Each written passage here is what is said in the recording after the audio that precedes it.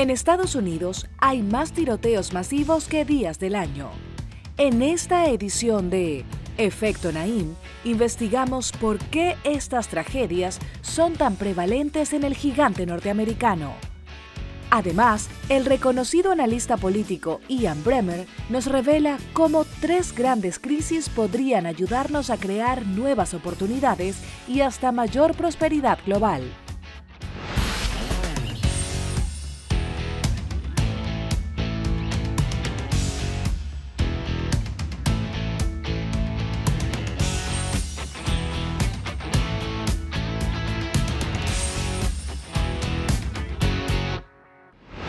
Bienvenidos, soy Moisés Naim desde Washington, encantado de estar de nuevo con ustedes, como siempre. Estados Unidos es el único país del mundo donde hay más armas que gente y donde hay más tiroteos masivos que días tiene el año. En el año 2021, por ejemplo, ocurrieron 693 tiroteos masivos, de los cuales 34 fueron en escuelas. Sin embargo, Estados Unidos no es el único lugar donde ocurren tiroteos masivos. Países como Reino Unido, Canadá, Australia, Nueva Zelanda, Noruega y Finlandia también han sufrido estas horribles tragedias. Y aunque algunos de estos países tienen altos índices de posesión de armas entre los civiles, los tiroteos masivos son mucho menos prevalentes que en los Estados Unidos. ¿Por qué pasa esto? ¿Qué exactamente han hecho otros países a la hora de responder y prevenir los tiroteos masivos? ¿Por qué Estados Unidos no ha tomado medidas para controlar las armas? Se lo contamos en el siguiente reportaje. En 1996, un devastador tiroteo en la escuela primaria de Dunblane, en Escocia, acabó con la vida de 15 niños de apenas 6 años de edad y de su maestra. Esta tragedia motivó al gobierno de Reino Unido a establecer algunas de las medidas más estrictas de control de armas hasta el momento, entre ellas una prohibición casi total de las pistolas, especialmente aquellas con gran capacidad de balas. Según el especialista en justicia criminal, James Densley, los resultados fueron muy exitosos. No ha habido ni un solo tiroteo escolar en Reino Unido desde entonces. Han pasado 26 años. Así que eso demuestra que ese tipo de medidas realmente funcionan. Lo interesante también es que casi inmediatamente después de la masacre de Dunblane ocurrió la tragedia en Port Arthur, en Australia. Y la estrategia en Australia fue muy similar. Se regularon las armas rápidamente y no ha ocurrido ningún otro tiroteo de la magnitud del de Port Arthur. And there has not really been another big high-profile mass shooting like the one at Port Arthur since. Hoy día, los tiroteos masivos en Reino Unido y Australia son escasos. Y estas naciones cuentan con algunas de las tasas de violencia armada más bajas del mundo. El escenario se repite en países como Alemania, Nueva Zelanda, Noruega y Canadá, donde los gobiernos también respondieron a sangrientas masacres con mayor control de armas. En Canadá, por ejemplo, varios tiroteos impulsaron regulaciones graduales, como la verificación de antecedentes y entrenamientos de seguridad para poder comprar un arma. Y en 2020, luego del peor tiroteo masivo del país, el primer ministro Justin Trudeau prohibió totalmente las armas de asalto, como los rifles y pistolas semiautomáticas capaces de disparar decenas de balas a la vez. Las leyes no necesariamente han erradicado los tiroteos en esos países, pero estudios demuestran que las regulaciones más estrictas sí resultan en menos violencia armada. Actualmente, Canadá es el 5º país con más armas entre civiles, con 35 armas por cada 100 habitantes. Y aunque enfrenta niveles de violencia armada más altos que la mayoría de los países desarrollados, sus cifras son radicalmente menores que las de Estados Unidos. En este aspecto, los datos y las investigaciones concluyen que más armas en manos de civiles conllevan a más tiroteos masivos, a más violencia armada y a más suicidios. Estados Unidos, además de tener algunas de las estadísticas más alarmantes, cuenta con las leyes de porte de armas más flexibles del mundo. Pues en ese país, las armas no solo son parte de la cultura, también son un derecho protegido por la Constitución. For 200 years, Durante 200 años, la interpretación de la segunda enmienda de la Constitución de los Estados Unidos indicó que se trataba de un derecho colectivo de portar armas para la seguridad del Estado. Solo en años recientes se ha cambiado esta interpretación. Ahora establece que es un derecho individual para la autoprotección. Y esa interpretación le da pie a leyes de armas mucho más permisivas. enables much more permissive gun laws. En gran parte, esa reinterpretación es consecuencia del arduo esfuerzo de presión política realizado por la Asociación Nacional del Rifle. Se trata de un poderoso organismo que con mucho dinero ha logrado influir sobre las decisiones de los políticos. Así, ha dificultado durante décadas la aprobación de cualquier medida que intente regular las armas en el país. Sin embargo, los ciudadanos sí exigen este tipo de leyes. Una encuesta realizada por el Centro de Investigación YouGov afirma que más de la mitad de los estadounidenses favorecen regulaciones más estrictas para controlar los tiroteos. Luego de 30 años de inacción, el gobierno de Estados Unidos logró aprobar en junio de 2022 una histórica ley de control de armas. La medida endurecerá los chequeos de antecedentes para los menores de 21 años que busquen comprar armas. También permitirá que las autoridades confisquen las armas de aquellas personas que consideren que pueden representar un peligro y aportará financiamiento para programas de salud mental y de seguridad en las escuelas. Pero expertos como Densley aseguran que eso no basta para mitigar el problema. It doesn't go far enough. La legislación no va lo suficientemente lejos, según la evidencia. Y quiero ser claro, esto no se trata de un debate político. Está basado en la ciencia y en las investigaciones. Existen otras medidas que realmente se deben tomar para poder salvar vidas. In order to save lives. Por ejemplo, la ley no prohíbe que menores de 21 años puedan comprar armas de asalto, que casi siempre se utilizan en tiroteos masivos. Tampoco prohíbe la venta de cargadores de municiones de alta capacidad. Además, los chequeos de antecedentes solo aplicarán para los menores de 21 años. Aunque las medidas aprobadas son imperfectas, representan un hito importante. Quedará por verse si lograrán reducir la incomprensible cantidad de tiroteos masivos en Estados Unidos. Nadie debería morir en un asesinato masivo, y mucho menos niños en sus propios colegios. Es imperativo que Estados Unidos tome medidas urgentes para acabar con este problema. Al regresar de la pausa, cambiamos de tema. Vamos a conversar con uno de los analistas políticos más influyentes, más consultados en estos tiempos. La pregunta es cómo convertir las crisis que estamos viviendo en oportunidades. No se vaya, le va a interesar.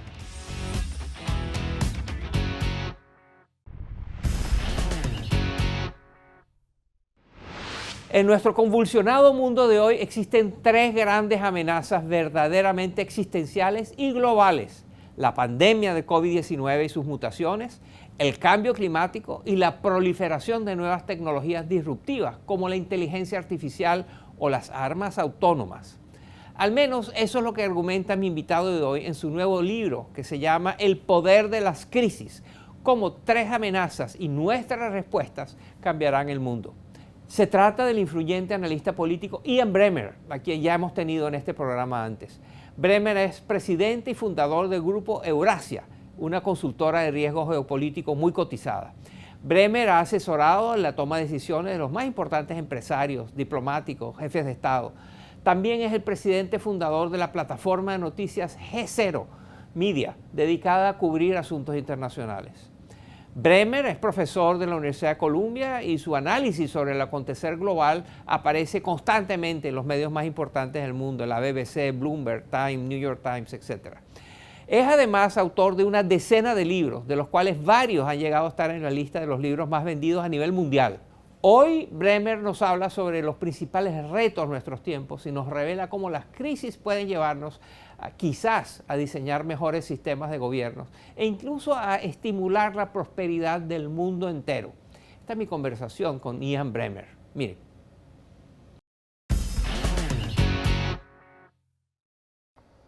Bienvenido al programa, Ian. Moises, my friend, I'm happy to join you. El título de tu nuevo libro es El poder de las crisis. Las crisis normalmente son asociadas con devastación, caos, desastres, pero tú mantienes que también son fuerzas que movilizan y fomentan cambios, a veces para bien. pero que en todo caso generan nuevas oportunidades de todo tipo. Explícanos. Well, Moises, for the last 20, 30 years, we've all been watching. Bueno, Moisés, durante los últimos 20 o 30 años, todos hemos visto con creciente ansiedad cómo nuestras instituciones se han hecho más débiles y menos legítimas, a medida que nuestras poblaciones se han vuelto más y más polarizadas. Y sabemos que no va a mejorar. La realidad es que no nos gustan las crisis, pero en las crisis están plantadas las semillas para el próximo orden global, pues nos obligan a tomar pasos para reformar nuestras instituciones y construir unas nuevas que sean más apropiadas para los cambios en el balance de poder del siglo XXI, para la nueva realidad de la economía global, que es radicalmente diferente a la realidad que existía cuando construimos las instituciones que existen hoy. Than the one that existed when we built the institutions that exist today. Una de las crisis que discutes en tu libro es el cambio climático. Lo llamas la mayor amenaza a nuestro planeta, pero te muestras optimista. ¿Tú crees que es posible que el mundo desarrolle la capacidad para responder a esta crisis? ¿Por qué estás tan confiado en eso? Every country agrees that we now have 1.2 degrees centigrade of warming. Cada país ahora acepta que tenemos 1,2 grados centígrados de calentamiento, y todos estamos de acuerdo que no se debe a los ciclos de la naturaleza, sino a que los seres humanos han emitido carbono y metano a la atmósfera. Ahora bien, puede que no estemos de acuerdo en cómo abordar la crisis climática, pero el hecho de que haya aceptación del problema es una ventaja enorme para poder responder. Cuando vemos que los chinos invierten en energía solar y nuclear y en la infraestructura de vehículos eléctricos, nosotros los estadounidenses decimos, bueno, debemos comenzar a invertir también, porque de lo contrario, los chinos van a dominar el ámbito de la energía poscarbono. No es una competencia virtuosa en el sentido de que no hay colaboración entre China y Estados Unidos, pero estamos remando en la misma dirección. Y en esa dirección también van los bancos, las corporaciones, los europeos y las organizaciones no gubernamentales. Sería muy malo si personas como el secretario general de las Naciones Unidas, de momento, dijeran públicamente, bueno, podemos resolver esto, no tenemos que trabajar más, todo va a estar bien. Yo entiendo por qué todos suenan las alarmas, pero tú y yo, Moisés, somos analistas. Y creo que decirle a las personas que sí somos capaces de responder a esta crisis y que estamos creando las instituciones que nos permitirán tener un planeta para nuestros nietos es muy importante. That will allow us to still have a planet for our grandchildren. I think that's a pretty big deal. También habla de la revolución digital y de la proliferación de nuevas tecnologías que son disruptivas y al mismo tiempo ofrecen soluciones, pero también amenazas. Cuéntanos. Well, I will say that when I was Bueno, cuando aún estaba obteniendo mis grados universitarios, lo que más me preocupaba era la capacidad de las armas nucleares para destruir el planeta. Los estadounidenses y los soviéticos trabajaron bastante duro para contener la cantidad de armas nucleares que cada nación tenía y evitar que otros actores accedieran a ellas. 80 años más tarde, creo que el planeta es más seguro por ello. Hoy no hay confianza entre los estadounidenses y los chinos. Ambos dominan muchas de las nuevas tecnologías, como los algoritmos de inteligencia artificial para la desinformación y los llamados deepfakes, que impiden determinar qué es real y qué no. Dominan herramientas increíblemente peligrosas y existenciales, como las armas autónomas letales y los drones, la computación cuántica y las capacidades cibernéticas ofensivas. Y aún así, los estadounidenses y los chinos no están haciendo absolutamente nada para tratar de prevenir que esas tecnologías se expandan a otros países y a otros actores no estatales en todo el mundo. Me queda muy claro que en los próximos 10 años estaremos enfrentando con estas tecnologías disruptivas el tipo de crisis que el planeta ha enfrentado históricamente con las armas nucleares. Necesitamos identificar ese desafío de manera colectiva y comenzar a trabajar para contenerlo. and we need to identify that challenge collectively, and we need to start working to contain it. ¿Realmente ha declinado el poder de Estados Unidos en el escenario global? Al regresar de la pausa, el politólogo Ian Bremmer nos responde.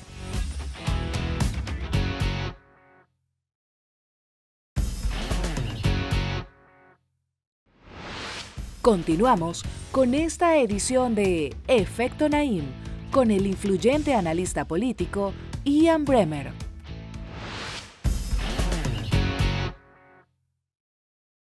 Tú has estado siguiendo muy de cerca el tema de la invasión de Rusia en Ucrania. ¿Cuál ha sido la mayor sorpresa de esta terrible guerra? Well, I'll tell you one thing, Moises. It's very clear that Putin didn't read my book. Te diré una cosa, Moisés. Queda muy claro que Vladimir Putin no leyó mi libro. No reconoció que una crisis de la magnitud de Rusia invadiendo Ucrania y trayendo guerra al continente europeo era precisamente lo que movilizaría una extraordinaria reacción unificada por parte de Occidente. Y de hecho, estoy bastante convencido de que si Putin hubiera entendido el nivel y la naturaleza de la reacción que suscitaría su invasión, no hubiera invadido a Ucrania el 24 de febrero. Esa decisión terminó siendo el mayor error de juicio de un líder global desde que cayó el muro de Berlín en 1989. Creo que esa fue una sorpresa muy grande para Putin. Y creo que muchos que habían visto a la OTAN deteriorarse y estar a la deriva sin una misión, observaron la respuesta occidental con alivio. Los europeos se habían rehusado a gastar dinero en su propia defensa, a pesar de la presión por parte de los Estados Unidos. Todos hablaban de cómo los estadounidenses se enfocaban en Asia, sin importarles la relación transatlántica. Resulta que todo eso se podía abordar con una crisis y el presidente Putin proveyó una. A crisis, and President Putin has provided one. ¿Qué posibilidades ves tú de un cese al fuego, de un cese al conflicto? ¿Existen las condiciones para eso? Look, the Ukrainian president has said he's prepared to sit down with Putin. Mira, el presidente ucraniano, Volodymyr Zelensky, ha dicho que está preparado para sentarse con Putin. Los estadounidenses han apoyado eso, exigiendo que los rusos retiren todas sus tropas del territorio ucraniano. Es muy evidente que los rusos no están preparados para hacerlo. Entonces no creo que existan las condiciones para terminar la guerra. Creo que la realidad es que la paz de la que los europeos han gozado durante 30 años ya ha terminado. La desvinculación forzada de la economía rusa del resto de las economías industriales avanzadas, me temo que es permanente.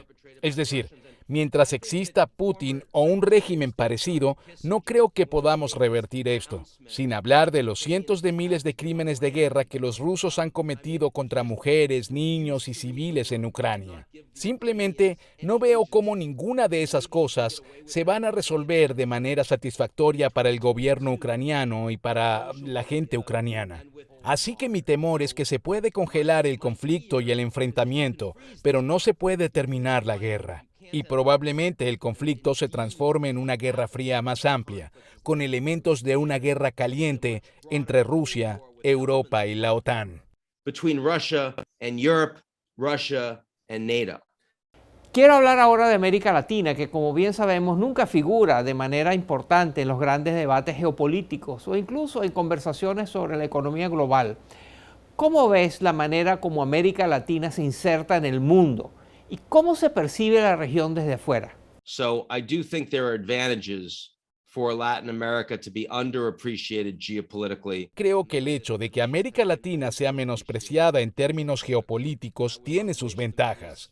Creo que China sí ha reconocido a América Latina como una gran oportunidad de inversión y de comercio, y las economías latinoamericanas se han beneficiado de poder balancear entre la inversión china y la estadounidense. Pero creo que la pregunta más importante para América Latina no es cómo volverse geopolíticamente relevante.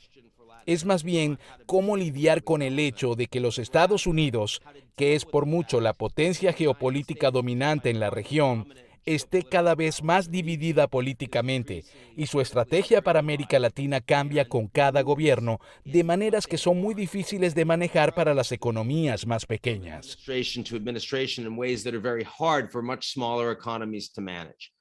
Háblanos de la influencia de Estados Unidos en el escenario mundial. Hay expertos que mantienen que el poder de los Estados Unidos está en declive.